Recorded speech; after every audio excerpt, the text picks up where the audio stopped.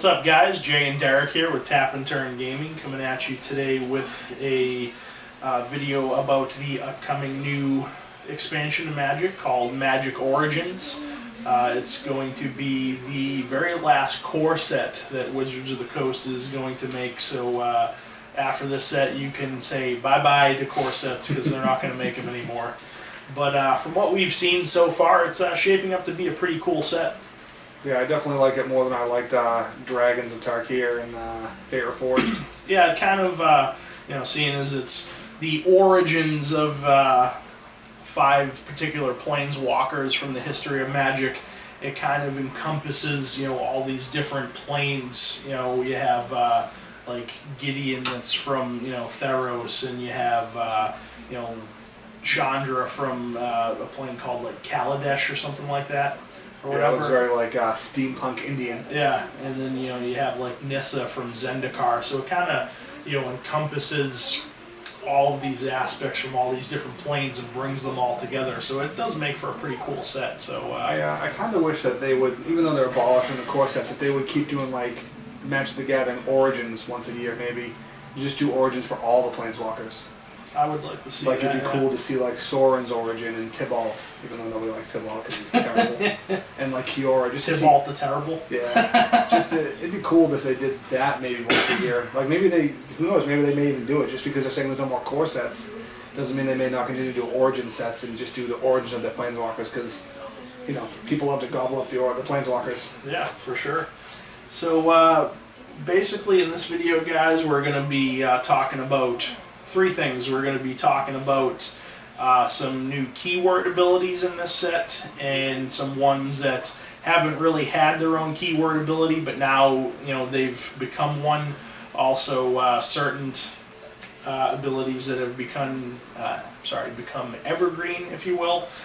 The second thing we're going to talk about is our top 10 list for cards that we like the most from an EDH standpoint. So we're going to be talking about that. And then the last thing we'll talk about is all of the new generals or commanders that we got in MTG Origins. So why don't you kick us off, Derek, with some of the new abilities that we got in MTG Origins. So one of the new abilities, not so much a new ability, but an ability that has a name now, is Menace. So throughout the years of Magic, you've always seen these creatures that can't be blocked by 2 or more creatures. What is that? Right? Yeah. So can't be blocked by 2 or more creatures, and they give that a name, which is really cool, and it's going to be called Menace, and it has like a pretty fitting name for what the ability does, I think. Oh yeah, I mean it. Essentially kind of identifies the creature as a menacing type creature, where you have to throw more resources in front of it because it's so menacing to deal with. So I do like the idea that they went with there to give that kind of static ability a new keyword name. And then we have Renown, which is sort of a similar thing to Monstrous, which is pretty funny because we're seeing Theros from Gideon's origin, so I guess maybe Renown, Monstrous, they kind of go hand in hand. But what it does is every creature that has Renown has a number after it, Renown 1 or 2 or whatever the case may be. And as soon as they deal combat damage, now they've stepped it up. They've become Renown, and they get +1/+1 counters equal to their Renown number. And then a lot of them have an ability attached if they become Renown or if they are Renown. So it's a pretty cool ability. Yeah, I mean, I like it overall. The only real gripe that I have about it, I guess, is, it's just really similar to, other abilities that, like you've said, it's very similar to Monstrous. Yeah, the wording is almost very similar to Monstrous. It's very, very similar. I mean, I get the fact that, there's only so much that you can do. I mean, Magic's been around forever now, and there's only, so much you could do with, the keywords and the abilities that have been around for so long, and I could understand it being tough to come up with something groundbreaking and new. But I guess it's something a little bit fresh, but kind of similar to something else at the same time. But I like it overall. Yeah, I mean, it fits from where it comes from Theros with the Monstrous and the Heroic and the Renown and all that. So it makes sense. I just wish it was more like impactful, I guess. Yeah. I don't know. And then we have Spell Mastery. Spell Mastery is a new ability where this spell gets a cool ability if you have Spell Mastery, and how you achieve Spell Mastery is having 2 or more instants or sorceries in your graveyard, and then the spell will generally get a secondary effect or an altered effect. So it's it's pretty cool. Like when you cast this spell, if you have spell mastery, it also does X thing. So it's pretty cool. Yeah, I like that a lot as well. I mean, you know, again, it's very similar to Threshold from some of the older sets where, you know, cards would get a bonus if you had Threshold, which was, you know, 7 or more. Was it just cards in general? Yeah, just in your 7 more graveyard. cards in your graveyard. So, you know, it is very similar to that, but it's a much more achievable, you know, thing to do. Because, I mean, who's not playing instants and sorceries in their deck? So, I mean, you know, you could easily achieve spell mastery. So, I mean, I do like it overall. It's the name is definitely fitting to spell mastery, considering you need spells in the graveyard. I think it's a very fitting name. And then lastly, we have prowess. Prowess has now become evergreen, and for everyone out there who doesn't know what evergreen means, it basically means it's now a like forever keyword that will be returning again and again. You know, it originally came out with the block, the Tarkir block for Jeskai for the most part, but now it has become evergreen and will be here to stay for quite a while. So that's pretty cool. Yeah, I mean, when I first saw prowess, me personally, I just was kind of like, it's Yeah, alright. I agree. I sort of dismissed it, not realizing the true potential of it. Oh yeah, now, you know, anybody can tell you prowess is an extremely powerful ability. So, you know, especially, you know, I mean, we're not about standard, but, you know, I know, you know, for a while there was, you know, some Jeskai decks out there in standard. Doing stupid things. Oh yeah. Plus, you know, if any of you have seen our top 10 tiny leaders, our number 1 was Shu Yun, and rightfully so. I mean, he's got that prowess, so, you know, prowess is definitely a very cool and powerful ability to have. Yep, I completely agree. So those are the you know, new and returning abilities from Magic Origins. So next up, we're gonna go over our top 10 cards from Magic Origins, and this is strictly from an EDH standpoint. You know, we kind of looked at the full list of cards from the set and picked out the 10 cards that we like the most from the set. You know, that we feel that would generally always be good in an EDH deck. So. Derek, why don't you kick us off with some of those? Yeah, so I'll start from the top of our list and go down. The one thing I want to mention is we really did this based on our point of view, not necessarily what just will be good forever. And like Jay said, they're pretty much cards that we feel like had to always be good, not just good in a corner case situation. You know, of course, this card will be good when this happens and that happens. Every card has that potential, but we wanted cards that were more or less always good. Yeah, and before we filmed this video, we compiled the list, and I think we had like 14 or 15 cards. You know, it was a little bit tough to try to, you know, justify certain ones over other ones. But, you know, I think we got it down to a pretty good list here. So let's start taking a look at it. The first card, which is a creature, will be Archangel of Tides. It is a 4-cost 3/5 angel, costs 1 and a triple white, a flyer. And as long as Archangel of Tides is untapped, creatures can attack you or planeswalkers you control, unless their controller pays 1 for each of those creatures. And it has a similar ability on the defensive side, which is as long as it is attacking, creatures can't block your creatures unless their controller pays 1 for each of those creatures. It's a pretty solid set of abilities it has. There's a reason why not Cage of Hands, Ghostly Prison and Propaganda are good cards. I mean, so yeah. Yeah, I mean, it. Not only does it have a very similar effect to those mentioned cards, where, you know, like Propaganda, you have to, what is it, like 2 colorless every time someone tries to attack you. So just the fact that you have that, yeah, they only have to pay 1, but it's for every single creature. Plus now with that added bonus of when it's untapped or when it's tapped or when it's attacking. When it's attacking. So essentially, whenever you attack with that, your opponents now have to spend resources to block your stuff. It's not just that creature; they just can't block at all. Yeah, and I think one of the things that makes her strong is if your opponent has to understand that if they attack you and spend the resources to attack you, that's less resources they now have to defend against you. So it just puts a lot of pressure on the entire sort of combat area. Yeah, and that card will probably definitely be going in my Kalia deck. Because it is an angel. But yeah, that just the abilities that that card brings, plus it's a 3/5 flyer to boot, so. Yeah. And I mean, when you build that deck, if you're playing Archangel, I'd say most of the time outside of a Kalia deck, you're going to be playing something like a Ghostly Prison or a Norn Xanax and stuff like that. so it won't be alone in what it's trying to do. Yeah. So up next we have Woodland Bellower. He is a 6-cost, 6/5 beast. And when Woodland Bellower enters the battlefield, you may search your library for a non-legendary green creature with converted mana cost 3 or less and put it onto the battlefield and then shuffle your library.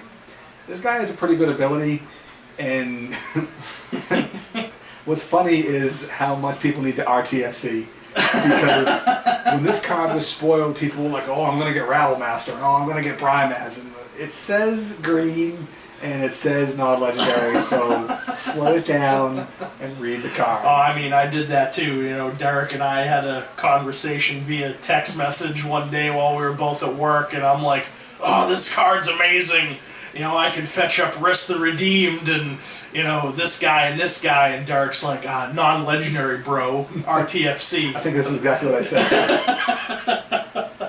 But regardless of that, it is a good card, and what makes it good is that, you know, you're going to know exactly what you're going to search for. It's not going to be like, whoa, what am I going to get that's 3 or less? If you put it in your EDH deck, you know it's in there. You know what you're going to search for to get the effect you need.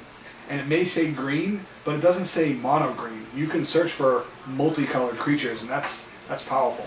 Yeah, and that just, you know, opens up, you know, a very large gateway of potential creatures that you can search for.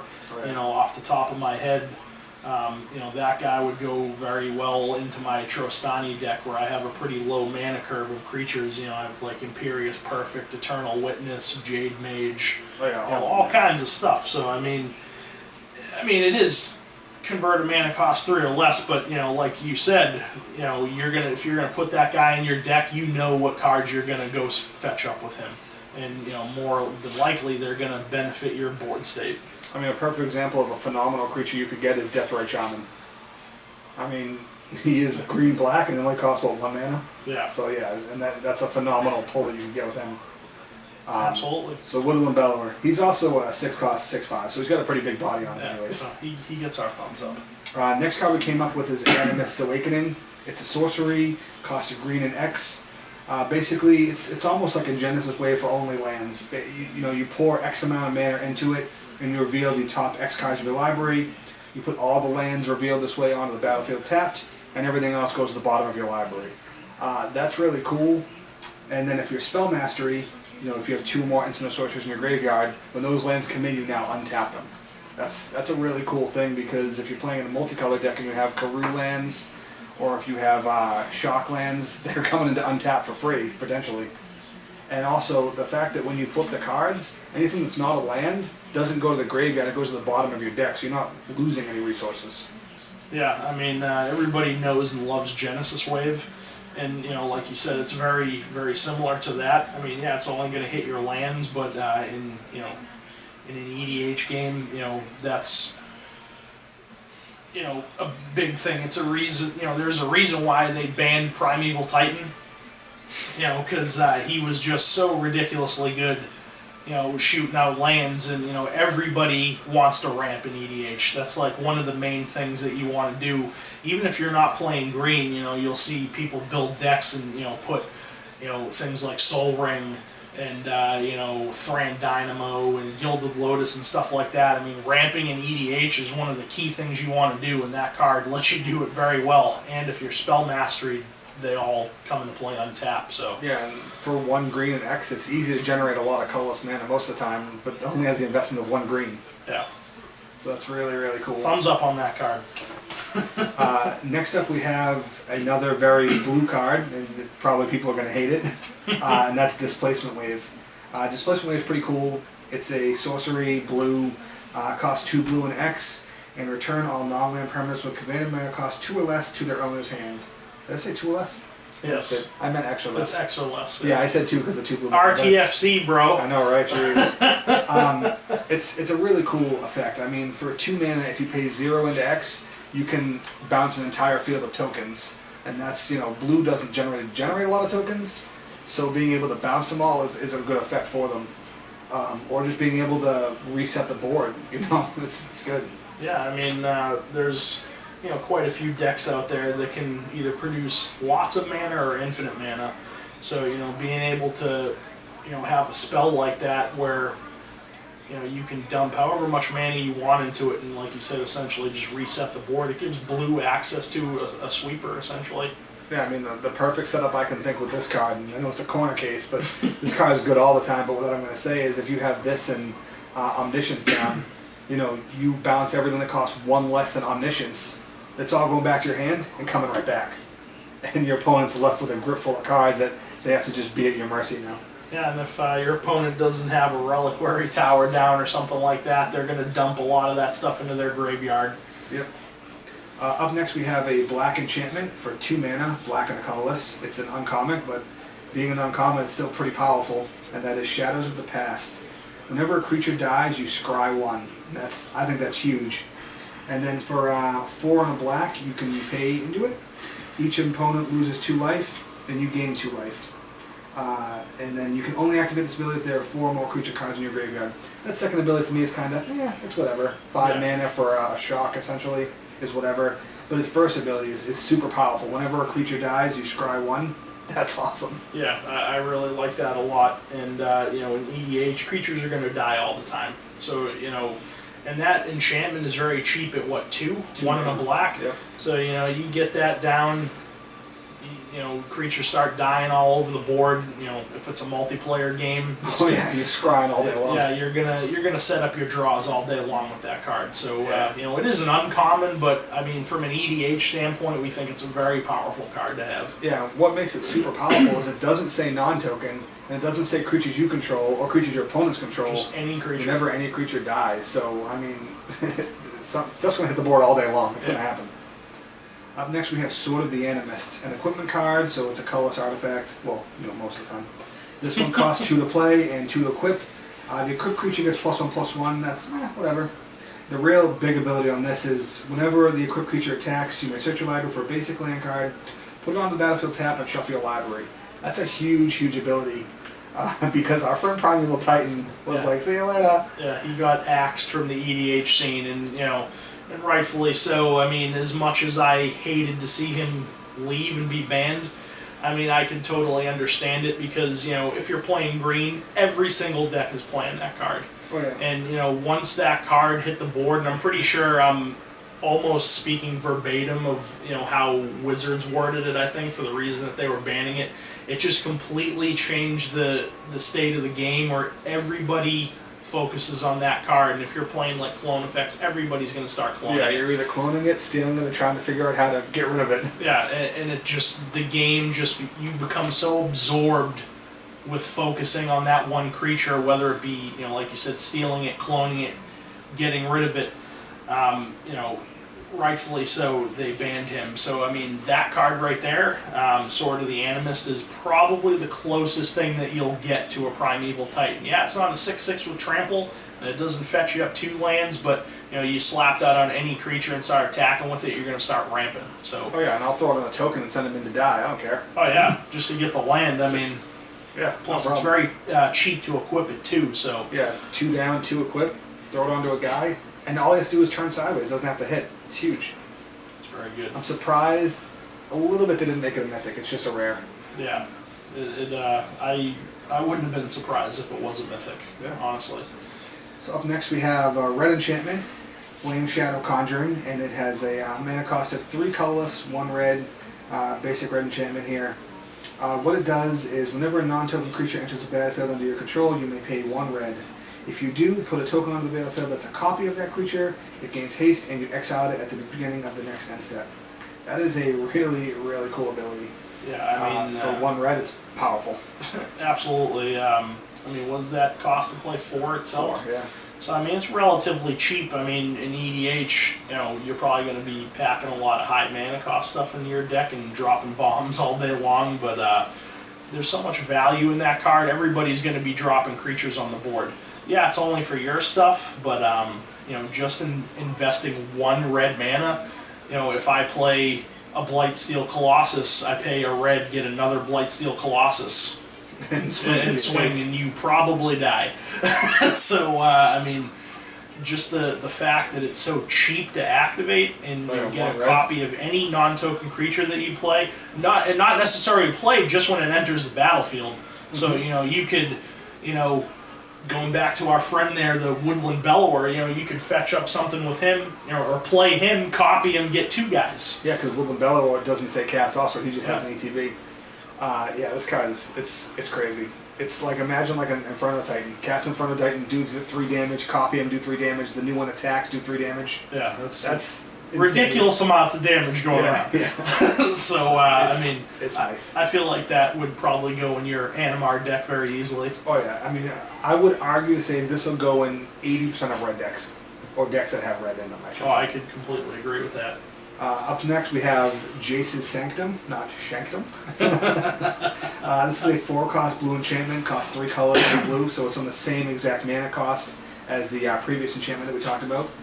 This one is instants and sorcery spells you cast cost 1 less to cast. And whenever you cast an instant or sorcery spell, you scry 1. So this is very much on par with the black Shadows of the Past, just for a different sort of mindset. Because whenever you're casting a spell, you can scry, and they cost less to cast, so it's really cool. Yeah, I mean, very, very blue card at heart. I mean, for sure. If you're playing blue, you're going to be playing lots of instants and sorceries, and for all you, counterspell fans out there, I'm sure, if you have decks that are heavy on counterspells and stuff like that, you'll probably cut that into your deck at some point. Yeah, there's nothing wrong with remanding for 1 blue. Yeah, for 1 blue, drawing a card and getting a scry. Yeah. I mean, it's, the potential that card has is just really, really good, and, just off of the lowering the casting cost, for sure, is just amazing. The next card we have is a card that I think is going to spike in price. I'm speculating a high price point. That's my speculation. And that card is Languish.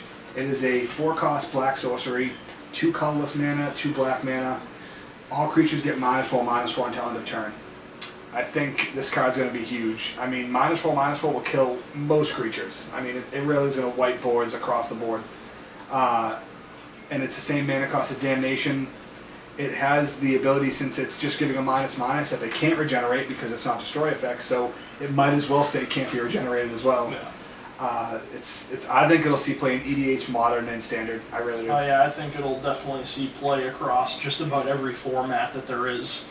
Like you said, it's on the same mana curve as Damnation, and not many things are going to survive in -4, -4. Definitely not. And then last up we have Dark Position, a new black tutor. So my wheels picked a little bit anyways. But this is a 5-cost sorcery, 3 colorless and 2 black mana. And you can search your library for a card and put that card into your hand and shuffle your library. So basic tutor, but it also has a secondary ability being Spell Mastery. And if there are 2 or more sorceries or instants in your graveyard, you also add 3 black to your mana pool. And that's huge. Yeah, it essentially turns it into Demonic Tutor if you're Spell Mastery. Yeah, I mean, which is because you're phenomenal. Investing 5 to get back 3. So yeah, you really are pretty much playing Demonic Tutor at that point. But I mean, if you're Spell Mastery, you play this, search up for like a Hero's Downfall, you cast it for free. It's awesome. Yeah, it's very good. And another thing that I really like about that card, we'll probably be having the overlays of the cards as we talk about them on the screen, but the art on this card has Gristlebrand on it. I'm sorry, Gristleband. Gristlebrand. Russell Brand. Russell Brand. And I think this actually might be Liliana, like in front of him, on like a pile of what seems to be zombies. It's got a pretty cool art. Yeah, there's a lot going on in there. I mean, we like the art and we like the card. Thumbs up. Yes, thumbs up for sure. I mean, if you're playing black, you're playing tutors, that card's going to go in every single black deck that I have, without a shadow of a doubt. Especially, it's a cool thing they've been doing with black tutors lately, is giving tutors almost a secondary effect. It's, like we have Increasing Ambition that you can flashback, and Diabolic Revelation that you can invest X into and get X cards. It just seems like tutors they understand it's a higher costing card for what you're getting value for, but so they're adding in like secondary effects. And I like that a lot. Yeah, I do too. But that rounds up our top 10 cards that we picked as, the cards we thought would be impactful for EDH. I'm sure there's more. Let us know what you think, or why we're wrong, or why we're right if you think we're right. But those are just cards we picked because we thought they would almost always be impactful and not need a sort of corner case situation or 3 other cards to be helpful. I'm sure everybody's out there is going to say, why did you pick this card? Well, if this card needs this card and that card to really be super effective, how good really is it? Yeah. And that's where we came up with that list. So now Jay's going to start talking about the brand new legends, since this is EDH after all. Yes, so we do want to discuss, the new generals that we're getting from this set. And I believe 5 of these are actually the new flip planeswalkers. I know Derek has a disgust for flip cards, so I do. I hate it. I mean, I don't particularly really like them either, especially from Innistrad. But at least these ones, there's a lot less going on. There's a lot less flipping. Yeah, so I mean, with the Innistrad ones, if you cast 2 or more stuff, it flips, and then if something didn't, no one casts anything, it flips again. I mean, once these flip, they stay flipped. Yeah, I can get behind that a little. Yeah, I can get behind that a little bit too. So let's start talking about some of them here. So the first one is Baby Gideon. He's and his name's actually different. I don't understand it. Yeah, I don't get it either. But it's Kytheon, hero of Akros. It's a 1-cost 2/1 legendary human soldier. And at end of combat, if Kytheon, hero of Akros, and at least 2 other creatures attack this combat, exile him, then return him to the battlefield transformed under his owner's control. He also does have an ability where you can pay 2 and a white to give him indestructible until end of turn. So I definitely see this, that part of him being played in standard. Yeah, the indestructible part? Yeah, I mean, plus it's a 1-drop that has 2 power. So, I mean, that's going to see play in standard anyway. For sure, yeah. But when he does flip, he becomes Gideon Battleforged, a white planeswalker that comes in with 3 loyalty counters. And his first ability is +2, up to 1 target creature an opponent controls attacks Gideon Battleforged during its controller's next turn if able. Very similar to Gideon 1. Gideon 1. His second ability is +1. Until your next turn, target creature gains indestructible. Untap that creature. That's probably my favorite ability on him. Just being able to give any one of your creatures indestructibility until end of turn, and you untap it, is just really nice. His last ability, similar again to Gideon 1, where you pay 0 and until end of turn he becomes a 4/4 human soldier. Creature with indestructible that's still a planeswalker, prevent all damage that would be dealt to him this turn. I mean, that middle ability, I really do like it, but I feel like with this card, they literally almost made a carbon copy of Gideon 1. Yeah, but he just happens to start off as a little kid. Yeah, I mean, with Gideon 1, I think he would force all of your opponent's creatures to attack him next turn. This one, only up to 1. But, I mean, it's not a bad card by any means. I could definitely see it being played in tiny leaders. As being your general. As far as regular EDH goes, I probably personally wouldn't play it. What about you? Nah, I don't think so. I don't think I'd really seek him out. Yeah, I mean definitely in standard I could see it being played. I could possibly put him in my Daxos deck, but I'd have to work him in, which means I probably wouldn't, because I don't want to have to work a card and I want it to just fit in. Yeah. So I'd probably just avoid it. Yeah. So next up we have Jace Vern's Prodigy. He's a 2-cost 0/2 legendary human wizard where you can tap him to draw a card, then discard a card. If there are 5 or more cards in your graveyard, exile him, then return him to the battlefield transformed under his owner's control. When he is transformed, he is now Jace Telepath Unbound, a blue planeswalker with 5 loyalty counters. His first ability is +1.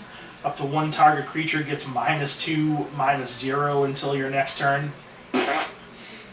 Pretty garbage ability.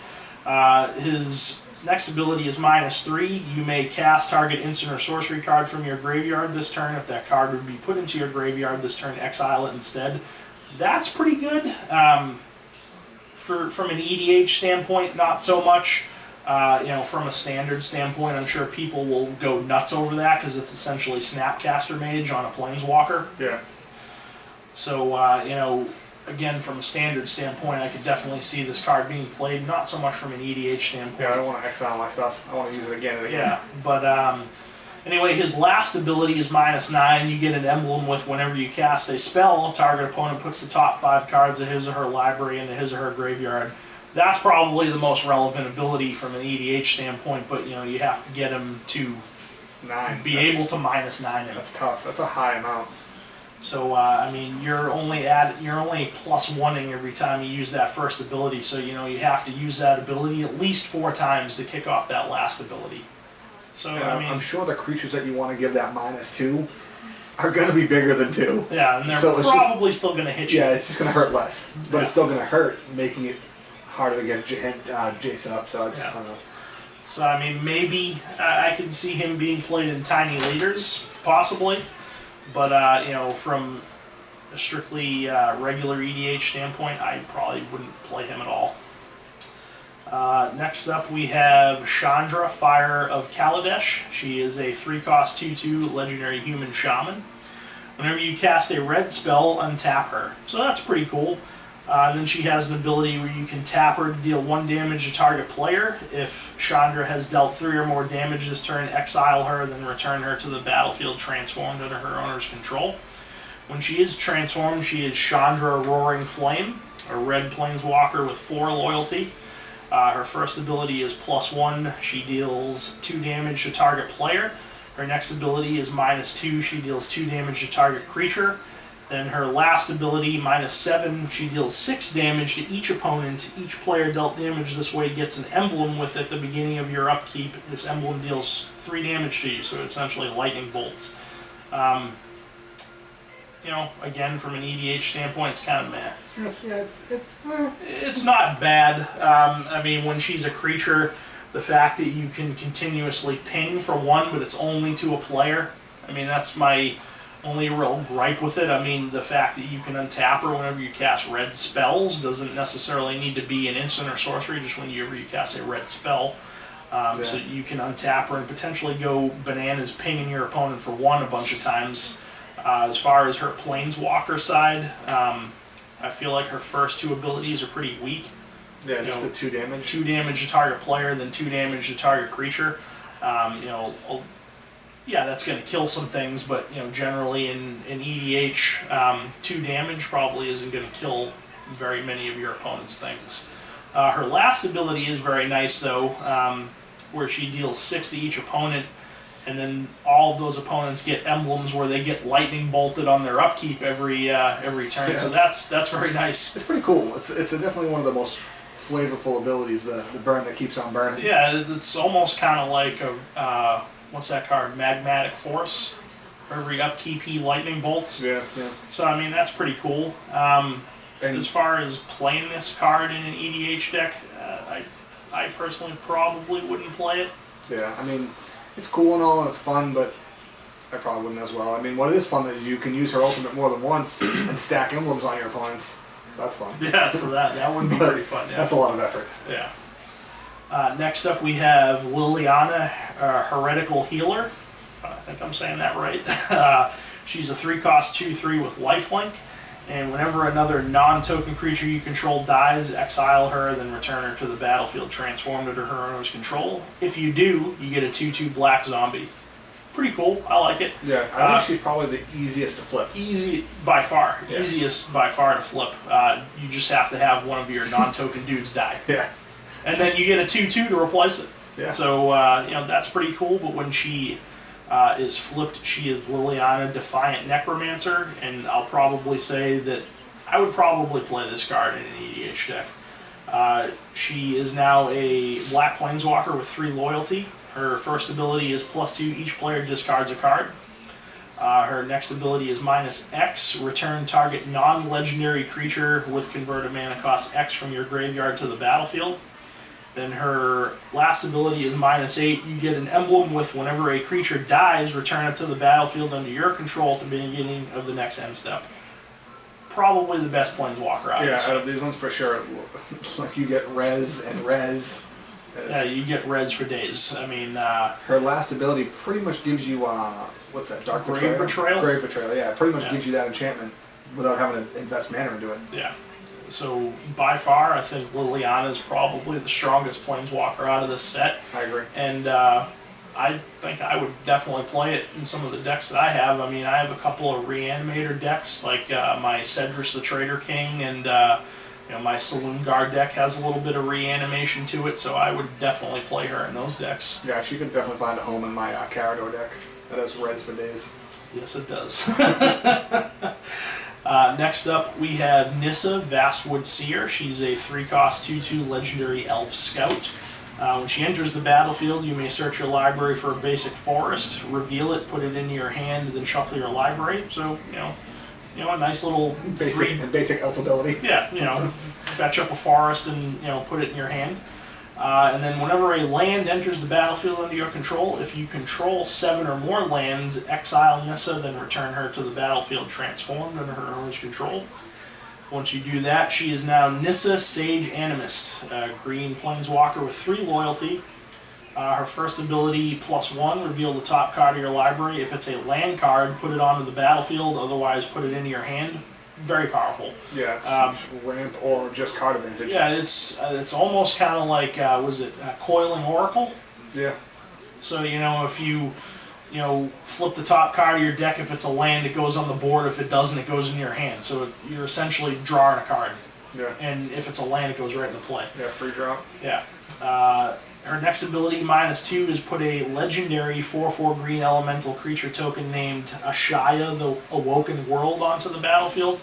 Not a bad ability.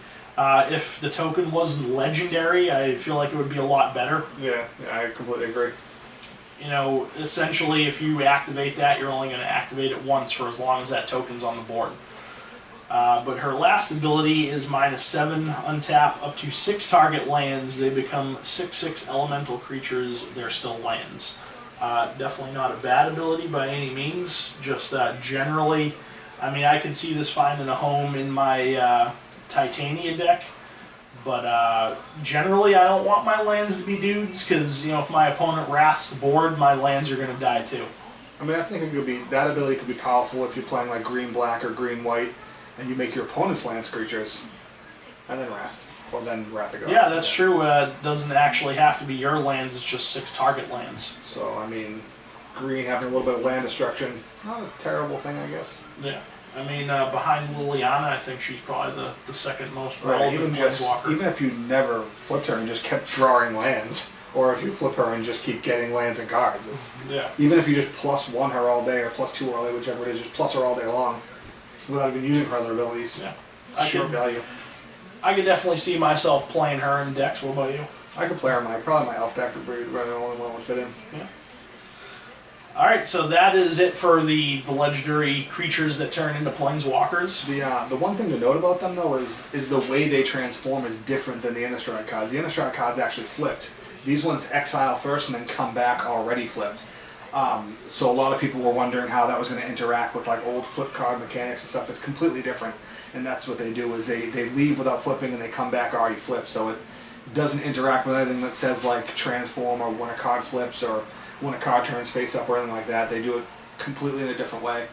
Yeah, that's a good point to point out. But again, that's the last of the planeswalkers. So next up, we'll take a look at the rest of the legends that we got. And the first one we have here is a legendary elf in Dwynen Giltleaf Dayan. She's a 4-cost 3/4 legendary elf warrior with reach. And she's also an elf lord, so other elf creatures you control get +1/+1, so I can see that going into your Rift deck for sure. Please. And whenever Dwynen Giltleaf Dayan attacks, you gain 1 life for each attacking elf you control. Like elves needed more shenanigans to gain life and stuff like that. But I could see that being a general of its own deck. It's not a bad card by any means. That life gain is pretty cool too. So, so that's Dwynen. Next up, we have a red card in Pia and Kira Nalar. I would imagine Chandra's parents, maybe. Yeah, they're Chandra's parents. Yeah. So it's a 4-cost 2/2 legendary human artificer, and when it enters the battlefield, put 2 1/1 colorless Thopter artifact creature tokens with flying onto the battlefield. And then you can pay 2 and a red to sacrifice an artifact, and they shock target creature or player. So, definitely not a bad card. Pretty cool. Yeah, it kind of reminds me of Siege Gang Commander a little bit. Yeah. It brings friends, and then you can sacrifice those friends to shock. It doesn't necessarily have to be the ones that you brought in, it's just any artifact. Mm-hmm. So, I could see this card finding a home in, maybe like a Bosch Iron Golem deck, or maybe a Kirkesh Onaki Ancient deck, or stuff like that. Stuff that wants to, or a Duretti deck. Stuff that wants to get lots of artifacts on the board. It's definitely not a bad card. I agree. I like the flavor of it. I mean, it's weird to me when I first saw it that it's red that like is playing with artifacts rather than like breaking them all, but that does kind of break them. Yeah, it has the potential to break them to your benefit. Red likes to smash toys. It does. Next up, we have a white creature in Hixus Prison Warden. He's a 5-cost 4/4 legendary human soldier. He has Flash, so you could cast him anytime. You could cast an instant. And whenever a creature deals combat damage to you, if Hixus Prison Warden entered the battlefield this turn, exile that creature until he leaves the battlefield. Very interesting ability, but you could definitely do some work with him. I feel like if your opponent swings in with a whole bunch of creatures and they all hit you, and you flash this guy in, they all get exiled until he leaves the board. They did. They really fixed his wording because it could have been one of those things where until he dies, then you bounce him and they never come back. Yeah. But they specifically said until he leaves the battlefield. So if he goes away for any reason, those guys are all coming back. But I think he'd be interesting in like a Darien deck, where you have him and Darien down, and like a bunch of guys hit you. Now they're exiled, but you get a bunch of tokens. I think it's. Yeah, I could see myself cutting him into my Darien deck. He's definitely very, very interesting. I like the idea of him. Yeah, I don't know if I would build a deck around him per se, but I could definitely see him being part of the 99 in a deck. Mm-hmm. Next up, we have a black creature, a demon, Kothofed Soul Hoarder. I don't know if I said that right, but we'll roll with it. He's a 6-cost 6/6 flyer, legendary demon. Whenever a permanent owned by another player is put into a graveyard from the battlefield, you draw a card and lose 1 life. Looking at it, I want to feel like it's a really cool ability. I mean, I feel like it is, but it has the very high potential to screw you over as well. Yeah, because it's not a you may, so you have to. Somebody has 40 creatures down and there's a wrath. It's gonna hurt. Yeah, you pretty much just lost again. You just died. So I mean, he is very, very high risk, high reward. Would I build a deck around him? No. It's funny, and that's what Black really is all about: is high risk, high reward. Things like Sign in Blood, where you're gonna pay life for cards. It's a very, very, very in Black's heart of the hearts. Oh yeah, it's definitely a black card for sure. I mean, it's got all the flavor of black, where especially demons. I mean, demons in the history of Magic will grant you some sort of really nice benefit, but they also will hurt you as well. One thing that's really cool to mention about him is that demon is actually in the art for the Divine versus Demonic Tutor. Yeah, that's sitting behind Liliana. And I guess they did that for a reason, is that Liliana sold her soul or something to 3 demons, and one of them was Gristlebrand, and he's the second. And it's cool that they finally showed him.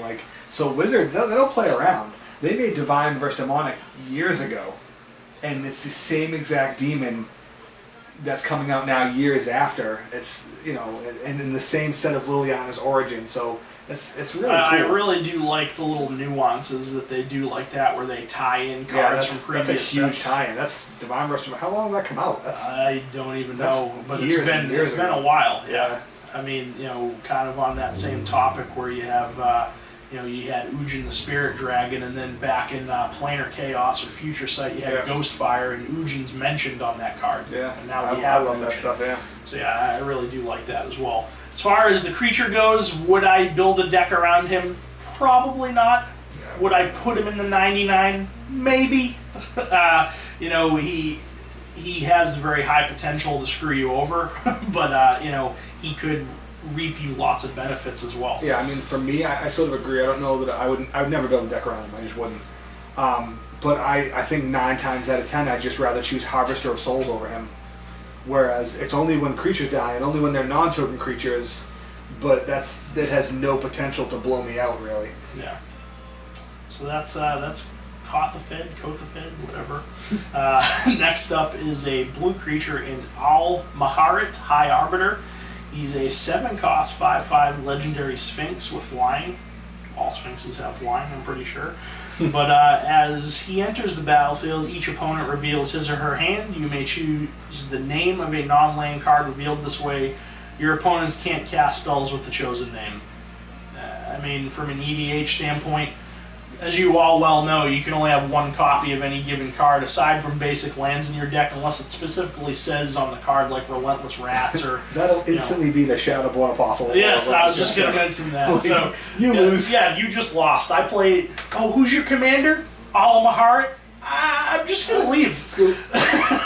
But, yeah, from an EDH standpoint, he's not great. He's not... I mean, the only way I could really see him even being remotely good is if some of your opponents are playing some of the same cards.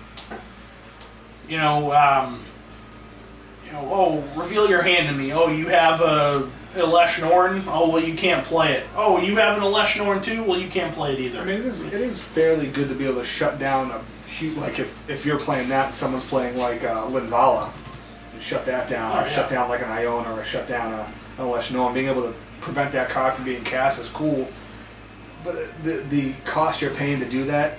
Yeah, 7 mana to do that. I mean, yeah, it's whatever. Yeah, I mean, there's plenty of other cards that you can play in Commander that will, let you deal with any problem permanent. Yeah, they can't cast a card, but it's still sitting in their hand. Yeah, and eventually they're going to be able to cast it.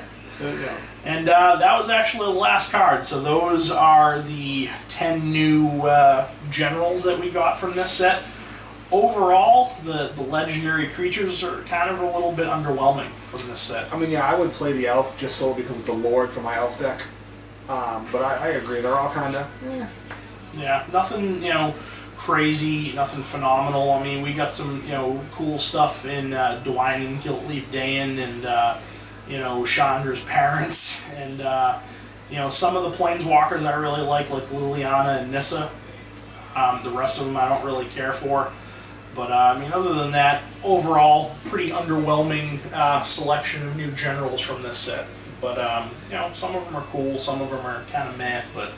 I don't think any of the new generals are really deck leader worthy, but they're 99 worthy. Oh, for sure. I mean, the only one that I could really see maybe having its own deck built around is Dwayne and Giltleaf Dayan. Yeah. Because elves have so much support, you could literally take any of the legendary elves and just swap the same elf deck over and over, and it'll be good. Yeah. And it doesn't need to be built around. Yeah, so, those are the 10 new generals. A lot of them we feel like, aren't that great. We probably wouldn't build decks around them. Some of them we put them in the 99, but overall, a little bit underwhelming. Yeah. So that about wraps up this Magic Origins discussion. We talked about some of the new abilities and returning abilities that were now going to be evergreen. Then we discussed our top 10 cards that we like the most from an EDH standpoint and the 10 legends that we just talked about. So yeah, that about wraps up the video. Let us know what you think in the comment section below. If you have any cards, from this set that you would put in a top 10 from an EDH standpoint, let us know. We really like to hear your comments and suggestions and all that stuff. And if you're not already subscribed, crush that subscribe button. Do it! Do it right now! Yeah, you got anything else, Derek, before we sign off? No, just keep sending in suggestions for decks you guys want to see or videos you guys want to see, and we'll do what we can to get them out. And definitely let us know your opinions on what we said. If you think we're completely off base, I think we hit the nail pretty much on the head. Where you guys feel about the same legends and top 10s and all that. We'd like to hear your feedback. Helps us grow when we get other people's perspectives. Yeah, for sure. Alright, so yeah, that's about it, guys. This has been Jay and Derek with Tap and Turn Gaming. Thanks for watching. We'll catch you later. Have a good one.